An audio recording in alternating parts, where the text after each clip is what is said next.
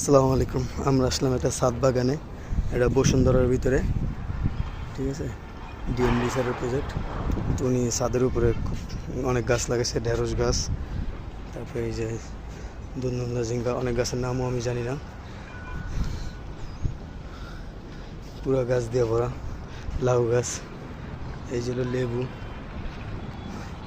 সবেদা, এই যে সবেদা ধরছে, ঠিক আছে। আম গাছ, এটা কি গাছ জানি না, এটার নাম মালটা। বেগুন,